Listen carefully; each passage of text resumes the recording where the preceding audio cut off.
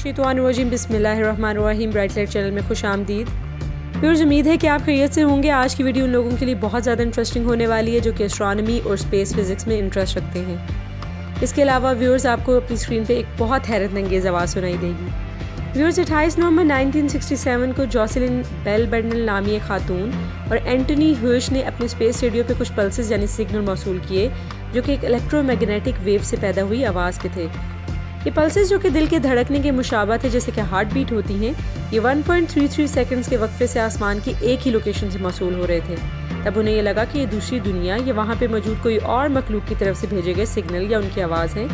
तो उन्होंने हैरानगी और खुशी के मारे खबर फैला दी कि उन्हें दूसरी मखलूक़ात के होने का भी सुराग मिल गया है।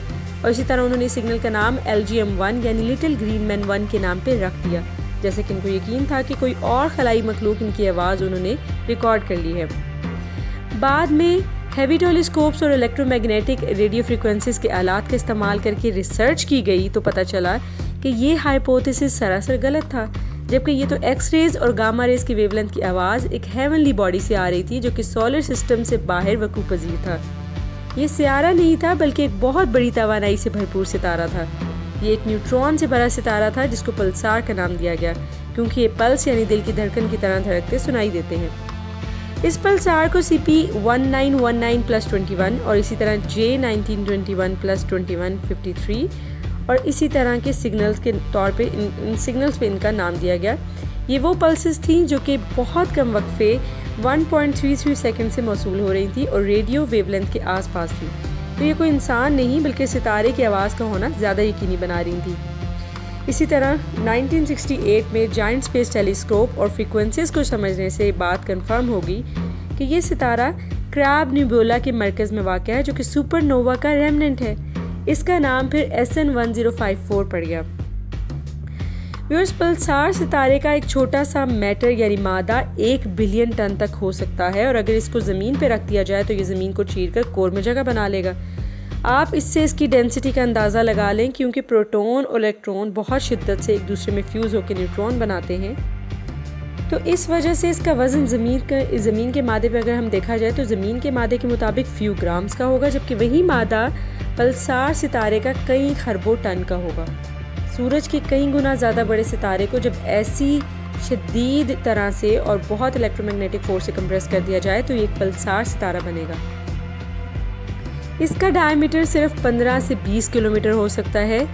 जैसे ज़मीन को अपने मदार यानी एक्सिस के गिर्द घूमने स्पिन करने में 24 घंटे चाहिए, पल्सार अपने एक्सिस के गिर्द 1 सेकंड में कई मरतबा घूम जाता है और इतनी शदीद इलेक्ट्रोमैग्नेटिक रेडिएशन पैदा करता है जो कि पास की सब चीज़ों को चीरती हुई गुजर जाती हैं, यानी इसकी शुआएं बासानी चीज़ों के आर पार ट्रैवल कर सकती हैं, बिल्कुल एक स्पेयर की तरह। इस वजह से इसको स्ट्राइकिंग स्टार भी कहा जाता है।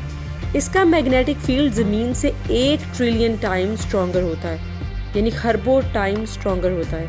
इस बिना पर इतनी तेज़ी से अपने मदार में घूमने और डेंस मटेरियल के बायस ये पावरफुल मैग्नेटिक वेव्स और पावरफुल मैग्नेटिक फील्ड होने से ये कॉनिकल शेप में पावरफुल रेडियो वेव्स जो है वो एमिट करता है और इतनी दूर होने के बावजूद इसकी फ्रीक्वेंसी की वेव्स चीरते हुए ज़मीन पर सिग्नल फराहम कर देती हैं। ये यूनिवर्स का सबसे ज़्यादा तेज़ और ब्राइटेस्ट स्टार है और ये इतनी तेज़ हैं कि कुछ तो 600 टाइम्स एक सेकंड में घूम लेते हैं। ये बेसिकली न्यूट्रॉन स्टार है। ये आम टेलीस्कोप से इतने बड़े होने के बावजूद नज़र नहीं आते क्योंकि इनका मादा बहुत शिद्दत से पैक होता है। इसकी बीम्स बिल्कुल लाइट हाउस की तरह फैलती हैं।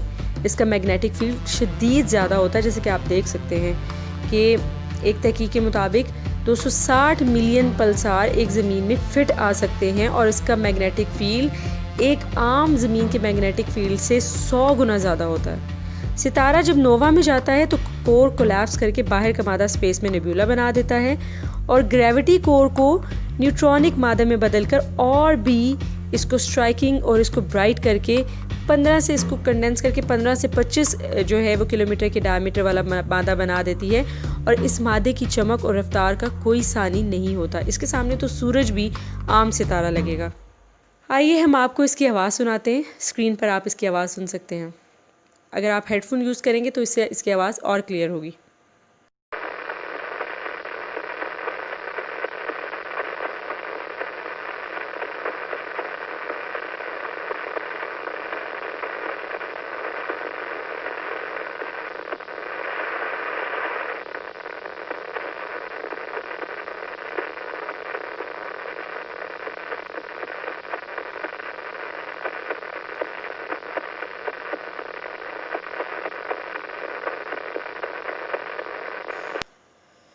तो व्यूअर्स, आपने इसकी आवाज़ सुनी। यकीनन ये एक हैरत अंगेज़ डिस्कवरी है कि हमारे सोलर सिस्टम में एक पल्स की तरह बीट करने वाला बहुत तेज़, जिसकी रोशनी अजसाम के आर पार ट्रैवल कर जाए, वो मौजूद है। इसकी आवाज़ को अगर आप गौर करें तो दरवाज़ा खटखटाने की आवाज़ से भी मुशाबा है। इसी वजह से इसको द नॉकर स्टार भी कहा जाता है। अब आप सूरह तारिक, जो कि कुरान की 86 मक्की सूरह है, इसकी 1 से 3 आयत को देखिए, जिसमें है आसमान की कसम और रात को आने वाले की, और कुछ तुमने जाना वो रात को आने वाला क्या है, खूब चमकता सितारा। व्यूअर्स, इस सूरह में अल्लाह ने आसमान और तारिक सितारे की जो रात को ज़ाहिर होता है या आता है, इसकी कसम खाई है, और साथ ही ये भी कहा है कि इंसान ने जाना है कि वो रात को आने वाला क्या है।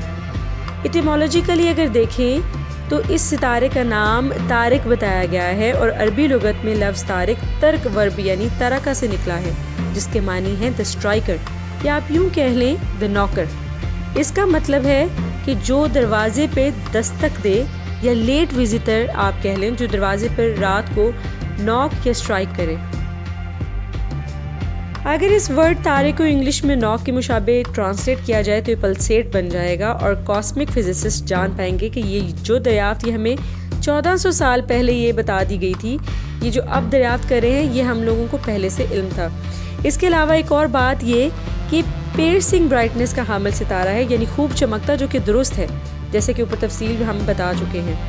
कुरान, जिसका हर लफ्ज़ हर जुमला अहमियत का हामिल है, इसको अगर हम बगौर मुतालिया करें तो हम मानने पे और जानने पे मजबूर हो जाएंगे कि ये इल्हामी किताब है, और वो सब जो हम अभी जान चुके हैं, ये मुस्तक़बिल में जानेंगे, ये सब उसमें पहले से मौजूद है। बेशक ये सब इल्म अल्लाह की तरफ से अता किया हुआ है।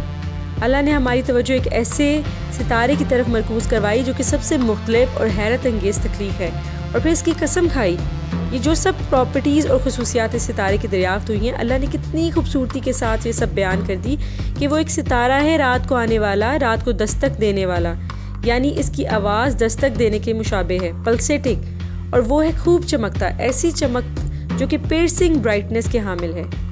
चूँकि ये सितारा न्यूट्रॉन्स का बना होता है, जो कि एटम का सबसे हैवी पार्टिकल है, तो इस वजह से इसकी चमक जो है वो बहुत बहुत ज़्यादा तेज़ होती है। ये आर पर स्पेयरिंग ब्राइटनेस के आर पर, जैसे कुछ चीज़ के हम आर पर जो है वो देख लेते हैं, ये झलक जो है वो उसकी पहुंच जाती है, बिल्कुल इसी तरह इसकी चमक जो है वो पियर्सिंग या ड्रिलिंग जो है वो उस तरह से उसके ऊपर हामिल है। एक और बात कि यहाँ पे कॉन्सेप्ट दिया गया है ड्रिल का, जैसे कि इस ड्रिल के कॉन्सेप्ट में भी एक रिसर्च ने साबित कर दिया कि न्यूट्रॉन जो है वो अगर इसका मादा जो है न्यूट्रॉनिक स्टार का अगर बढ़ जाए तो इसकी ग्रेविटी बढ़ेगी, जबकि ग्रेविटी असल में क्या होता है, ग्रेविटी असल में स्पेस टाइम कर्वेचर का नाम है। तो न्यूट्रॉन स्टार स्पेस टाइम को डिस्टोर्ट या ख़राब कर देगा, और डिस्टोर्शिया इतनी हो सकती है कि एक पॉइंट आएगा जब स्पेस में इसकी वजह से होल हो जाएगा, बिल्कुल एक ड्रिल की तरह। इसको आप मज़ीद नेचर एस्ट्रोनॉमी फाइंडिंग्स में आप वन साइडेड पल्सेटिंग स्टार के बारे में मज़ीद पढ़ सकते हैं। इसके अलावा आप नासा की वेबसाइट पर पल्सेटिंग स्टार के बारे में मज़ीद हक़ाइक़ जान सकते हैं, जो उन्होंने स्पेक्ट्रोस्कोपिक टेलीस्कोप से तस्वीर में शाया की है कि एक रोटेटिंग बीम ऑफ एक्सरे, जो कि बिल्कुल एक कॉस्मिक लाइट हाउस की तरह से है, वो ज़मीन पर 0.2 सेकंड के बाद जो है वो ज़मीन को इंटरसेक्ट करती है। यानी ये इतनी ज़्यादा पावरफुल है कि 1500 लाइट ईयर जो है वो 1500 ट्रिलियन लाइट ईयर दूर है, लेकिन इसके बावजूद वो जो है इसकी सिग्नल्स जो है वो ज़मीन पर पहुँचते हैं। सुभान अल्लाह, ये सब डिस्कवरी जो अब साइंसदान कर रहे हैं, जो अब फिजिसिस्ट कर रहे हैं, वो हम लोगों को पहले से ही हम लोगों को इस किताब में, कुरान मजीद में पहले से ही बताई जा चुकी है। सुभान अल्लाह। अल्लाह हम सबको सीधे रास्ते पर चलाए। आपका, मेरा, हम सब का अल्लाह नेगेबान। अल्लाह हाफिज़।